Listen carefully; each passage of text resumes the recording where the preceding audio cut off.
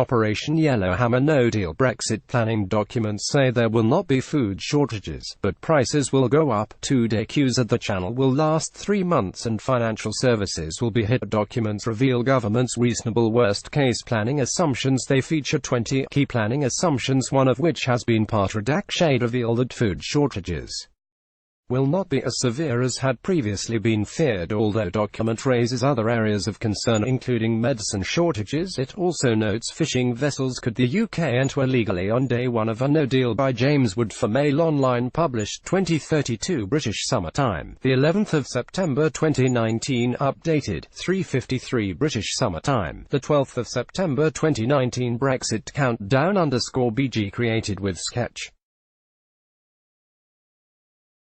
The government has published its Operation Yellowhammer reasonable worst-case planning assumptions in the event of a no-deal Brexit, and they reveal there will not be food shortages. Redacted versions of the document released this evening outline how the country might be affected by a sudden departure from the European Union, and when they were leaked earlier this year faced accusations of scaremongering. But the document released today shows there won't be food shortages in the event of a no-deal exit from the European Union, contrary to earlier fears, but instead a reduction in the availability and choice of products. Elsewhere, the months of chaos predicted at British ports appear to be less severe than previously expected, with the documents only foreseeing the worst disruption to last 3 months. Despite this, the document, which features 20 key planning assumptions, one of which is partially redacted, reveals some very real concerns over a no-deal exit, including electricity price increases, delays to medicine imports, protests across the UK, and disruption to the financial services sector. A series of bullet points start the document, which are then followed by the 20 key planning assumptions. These warn of how the public and businesses are not fully prepared for a no deal, and that the risks associated with winter and autumn, such as severe weather, flooding and seasonal flu, could exacerbate the impacts and stretch resources. Redacted versions of the documents released this evening outline how the country might be affected by a sudden departure from the EU. Above and below, the planning assumptions begin by outlining how October 31st, Mr. Johnson's do-or-die Brexit departure date doesn't work in the government's advantage, as it is a Friday. The exit date may also coincide with the end of the October half-term holidays, the document warns. It then moves on to warnings over how France will impose EU mandatory controls on UK goods on day one no deal. D1ND is the document refers to it, and will have built infrastructure and IT systems to manage and process customs declarations and support a risk-based control regime. The document says, on D1ND, between 50 to 85% of HGVs travelling via the short Channel Strait may not be ready for French customs. The lack of trader readiness, combined with limited space in French ports to hold unready HGVs, could reduce the flow rate to 40 to 60% of current levels within 1 day, as unready HGVs will fill the ports and block flow. The worst disruption to the short Channel Straits might last for up to 3 months before it improves by a significant level to around 50 to 70% due to more traders getting prepared, although there could continue to be some disruption for significantly longer. Disruption to flow across the short Channel Straits would also cause significant queues in Kent and delays. HGVs attempting to use the routes to travel to France. In a reasonable worst-case scenario, HGVs could face maximum delays of 1.5 to 2.5 days before being able to cross the border. The document, which says the assumptions are as of August 2nd this year, then moves on to discuss how UK citizens travelling to and from the EU may be subject to increased immigration checks at EU border posts. Redacted versions of the documents connected to no-deal Brexit planning have now been published by Number 10. Boris Johnson is pictured speaking today from Downing Street. It warns this may lead to passenger delays at St Pancras, Cheriton, Channel Tunnel, and Dover, where juxtaposed controls are in place, dependent on the plans EU member states put in place to cope with these increased immigration checks. It is likely that delays will occur for UK arrivals and departures at EU airports and ports. This could cause some disruption on transport services. Travelers may decide to use alternative routes to complete their journey. The document also outlines how electricity prices will likely increase, although there is not expected to be any disruption to supply. It reads, demand for energy will be met and there will be no disruption to electricity or gas interconnections. In Northern Ireland there will not be immediate disruption to electricity supply on day one. However, there will likely be significant electricity price increases for consumers, business and domestic, with associated wider economic and political impacts.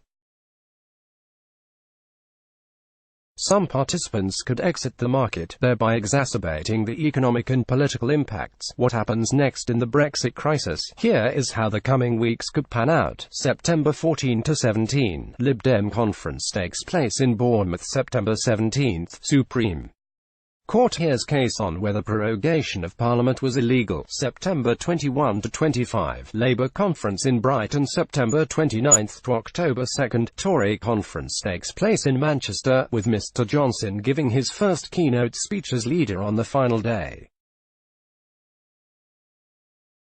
This will be a crucial waypointer on how Brexit talks are going. October 14. Unless it has already been recalled following the court battle, Parliament is due to return with the Queen's speech, the day before Mr Johnson had hoped to hold a snap election. October 17-18, a crunch EU summit in Brussels, where Mr Johnson has vowed he will try to get a Brexit deal, despite Remainers wrecking his negotiating position. October 19, if there is no Brexit deal by this date, Remainer legislation obliges the PM to beg the EU for an extension to avoid no deal. October 21, decisive votes on the Queen's speech, which could pave the way for confidence vote. October 31, the current deadline for the UK to leave the EU. November, December, an election looks inevitable, but Labour is hinting it might push the date back towards Christmas to humiliate the PM, warning of medicine shortages. The document reveals how the reliance of medicines and medicinal product supply chains on the short Straits crossing make them particularly vulnerable to severe extended delays. It adds, while some products can be stockpiled, others cannot due to short shelf lives. It will also not be practical to stockpile products to cover expected delays of up to 6 months. More concerning, the document goes on to outline how any disruption or reduction in supply of medicines for veterinary use may reduce the ability to prevent and control disease outbreaks. It notes how this could have potential detrimental impacts for animal health and welfare, the environment, and wider food safety, availability and zoonotic diseases which can directly impact human health. But on food, the document notes how there will not be an overall shortage in the UK, despite a reduction in the supply of certain types of fresh food. It reads, critical dependencies for the food supply chain, such as key ingredients, chemicals and packaging, may be in shorter supply.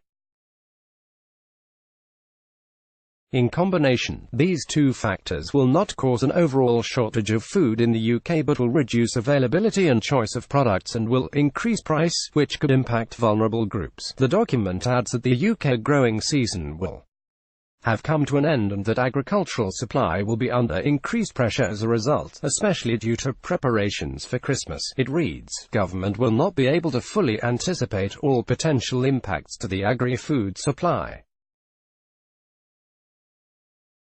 There is a risk that panic buying will cause exacerbate food supply disruption. The risk to water supplies is low, it goes on to say, with water companies well prepared for any disruption.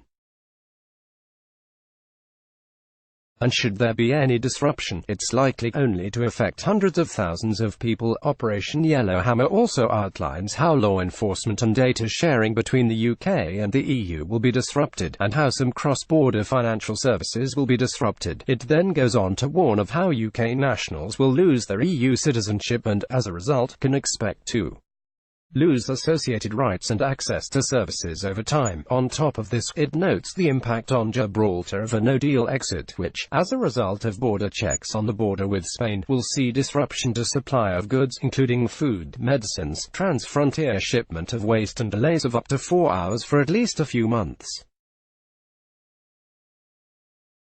It adds, prolonged border delays over the longer term are likely to adversely impact Gibraltar's economy.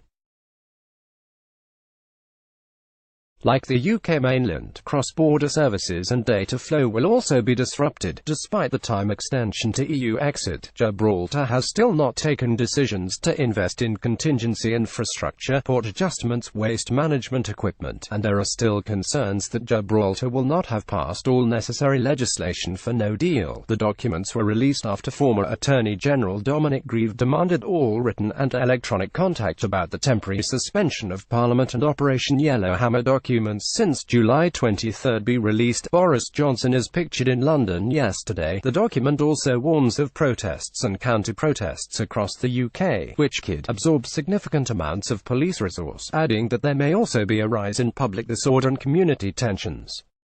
Fuel shortages are also likely, the document warns, and could add to travel disruption, particularly if traffic queues in Kent block the Dartford crossing. A 17th point adds, low-income groups will be disproportionately affected by any rises in food and fuel. A 14th point in the document has been redacted, but there is speculation it could be about fuel, as it follows. The 13th point on shortages and travel disruption. After this, the Yellowhammer document goes on to say that up to 282 EU and EEA nations fishing vessels could enter illegally, or already be fishing in UK waters, up to 129 vessels in English waters, 100 vessels in Scottish waters, 40 vessels in Welsh waters, 13 vessels in Northern Irish waters on day 1. Could Boris Johnson be forced to recall MPs? Boris Johnson's decision to prorogue Parliament for 5 weeks at a key pre-Brexit time for the country followed a well-trodden constitutional path. The decision to shut down the legislature is ultimately taken by the Queen, but on the advice of the Prime Minister of the day and a Privy Council. The monarch spoke with Mr. Johnson by telephone before Commons leader Jacob Rees-Mogg flew to Balmoral at the end of August to present the government's plan in person. She gave the government a short window in which to carry out the prorogation, and the decision was taken to enact it on Monday, after Boris Johnson made one last failed attempt to convince MPs to back his plea for a general election in October. The pageantry involved led to chaotic scenes in the Commons in the early hours of Tuesday when opposition MPs tried to stop Speaker John Bercow accompanying Black Rod to the Lords, where the proclamation was read out and officially enacted. Today's decision in Scotland is unlikely to change anything immediately, despite calls for the doors of Parliament to be reopened today. But the decision of the Supreme Court in London on Tuesday would carry full political and legal weight. As the court of last resort, if it upholds the ruling that Mr. Johnson's advice to the Queen was unlawful, it would effectively declare the shutdown null and void. It's unclear exactly what would happen next, as Parliament would resume sitting, but the government has not tabled any business. This is likely to cause anger and frustration in the UK catching sector, which could lead to both clashes between fishing vessels and an increase in non-compliance in the domestic fleet. Competing demands on UK government and DA maritime agencies and their assets could put enforcement and response capabilities at risk, especially in the event of concurrent or cumulative incidents, which are likely to include illegal fishing, borders violations, smuggling and illegal migration, and any disorder or criminality arising as a result, e.g. violent disputes or blockading of ports. It says, on social care, it reads, there is an assumption that there will be no major change in adult social care on the day after EU exit. The adult social care market is already fragile due to declining financial viability of providers. An increase in inflation following EU exit would significantly impact adult social care providers due to increasing staff and supply costs, and may lead to provider failure, with smaller providers impacted within 2 to 3 months and larger providers 4 to 6 months after exit. There are also possible concurrent localized risks, transport or staff disruption, severe winter weather or flu that could exacerbate the existing market fragility, and that cumulatively could stretch resources of providers and LA's intelligence will continue to be gathered to forewarn and prepare for any impacts on the sector, including closure of services and handing back of contracts which are not part of normal market function. In addition, we will look at the status of preparations in 4 local authorities, which are identified as priority concerns. By mid-August, the documents were released after former Attorney General Dominic Grieve demanded all written and electronic contact about the temporary suspension of Parliament and Operation Yellowhammer documents since July 23 be released. His demand was approved by MPs by 311 votes to 302 on Monday. His motion asked for all correspondence and communications, formal or informal, including WhatsApp, Telegram, Signal, Facebook Messenger, private email accounts, text messages, iMessage and official and personal mobile phones connected to the present government since July 23 relating to prorogation. It listed key individuals of Mr. Johnson's government, including Senior Advisor Dominic Cummings and Director of Legislative Affairs Nikki Da Costa. Chancellor of the Duchy of Lancaster Michael Gove, who is in charge of no deal planning, wrote to Mr. Grieve on Wednesday saying this was unprecedented use of the procedure. Let's block ads. Why?